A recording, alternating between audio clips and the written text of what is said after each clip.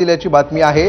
आजच्या दिवसातली सगळ्यात मोठी बातमी, रुपाली चाकणकरांनी महिला आयोगाच्या अध्यक्षपदाचा राजीनामा दिलेला आहे। काही वेळापूर्वीच त्यांनी सुनेत्रा पवार, ज्या त्यांच्या पक्षाच्या राष्ट्रीय अध्यक्ष आहेत, त्यांची भेट घेतली होती। मुख्यमंत्र्यांनी देखील त्यांना राजीनामा देण्याचे आदेश दिले होते। त्यानंतर सुनेत्रा पवार यांच्याबरोबर चर्चा झाली, त्यामध्ये सुद्धा त्यांना राजीनामा द्यायला सांगण्यात आलेलं होतं आणि अखेर रुपाली चाकणकरांनी महिला आयोगाच्या अध्यक्षपदाचा राजीनामा दिलेला आहे। त्यामुळे गेल्या 2 दिवसांपासून ज्या नाट्यमय घडामोडी घडतायत आणि अशोक खरात प्रकरणामध्ये रुपाली चाकणकरांचे जे वेगवेगळे व्हिडिओ समोर आलेले होते, समाज माध्यमांमध्ये हे व्हिडिओ व्हायरल होत होते आणि विरोधकांनी रुपाली चाकणकर यांच्या राजीनाम्याची मागणी लावून धरलेली होती। अखेर रुपाली चाकणकरांना आता राजीनामा द्यावा लागलेला आहे। या क्षणाची ही मोठी बातमी, रुपाली चाकणकरांनी अखेर महिला आयोगाच्या अध्यक्षपदाचा राजीनामा दिला। निलेश बुधावले याविषयी आपल्याला अधिक माहिती देत आहेत। निलेश, रुपाली चाकणकर यांचं पत्र राजीनाम्याचं ते देखील आपल्या हाती आलेलं आहे आणि त्या संदर्भातलं जो फोटो आहे राजीनामा सुपूर्द केला तो देखील आता फोटो समोर आलेला आहे।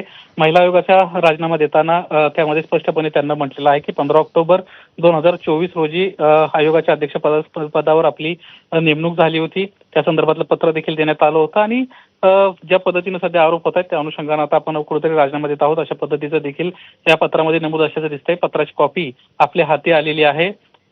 अध्यक्ष महाराष्ट्र राज्य महिला आयोग या पदाचा राजीनामा स्वीकारण्याबाबत अशा पद्धतीचं मुख्यमंत्र्यांच्या नावे हे पत्र आहे आणि ते पत्र आता रुपाली चाकणकर यांना उपमुख्यमंत्री सुनेत्रा पवार यांच्याकडे सुपूर्द केलेलं आहे। ती पत्राची कॉपी देखील आपल्या हाती आलेली आहेत आणि काही वेळापूर्वीच सुनेत्रा पवार या देवगिरी निवासस्थानी पोहोचल्या होत्या। त्यांच्याकडे आता हे पत्र जे आहे ते दिल्यानंतर आता आयोगाच्या अध्यक्षपदातून रुपाली चाकणकर मुक्त झाल्यात। दुसरी महत्त्वाची बाब अशी आहे की प्रदेश कार्यालयात त्यांचं प्रदेश अध्यक्ष पदावर देखील त्या आहेत आणि त्याचा देखील राजीनामा लवकरच होणार आहेत।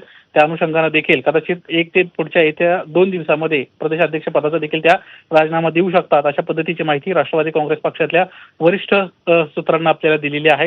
या संदर्भामध्ये ज्यावेळेस अधिकची माहिती घेण्याचा प्रयत्न केला त्यावेळेस स्पष्टपणे सांगण्यात आलं आज सकाळीच रुपाली चाकणकर यांना राजीनामा द्यावा अशा पद्धतीच्या सूचना त्यांना देण्यात आल्या होत्या।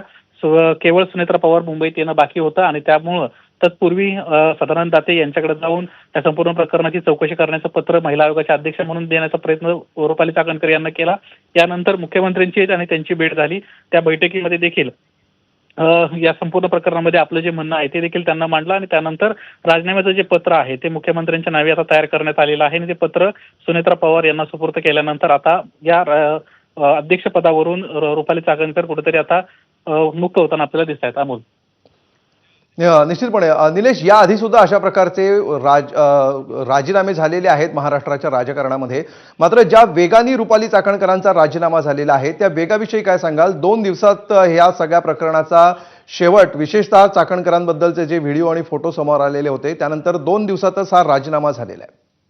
अमोल, या संपूर्ण प्रकरणामध्ये आपण पाहायला गेलं तर हा महिलांशी संबंधित विषय होता। ज्या महिला आयोगाच्या अध्यक्ष आहेत ज्यांच्याकडे या महिलांच्या शोषणाच्या प्रकारांची प्रकरणं येत असतात त्याच्यावर त्यांना कारवाई करणं अपेक्षित असतं, त्याच महिला आयोगाच्या अध्यक्षांचा एका शोषणकर्ते व्यक्तीसोबतचे फोटो आणि त्यांच्यासोबत असणारे त्यांचे संबंध हे सातत्यानं अधोरेखित होताना आपल्याला दिसत होते आणि माध्यमांमधनं कशा पद्धतीनं संबंधित व्यक्तीशी रुपाली चाकणकर यांचे संबंध आहेत किंबहुना त्यांच्या कुटुंबाचे संबंध आहेत हे स्पष्ट होताना निश्चितपणे हे जे व्हिडिओ समोर आलेले होते त्याच्यातून हा अखेर निर्णय झालेला आहे आणि रुपाली चाकणकरांना हे प्रकरण भोवल्याचं दिसतंय। अखेर त्यांचा राजीनामा झालाय। निलेश, धन्यवाद या सविस्तर माहितीबद्दल।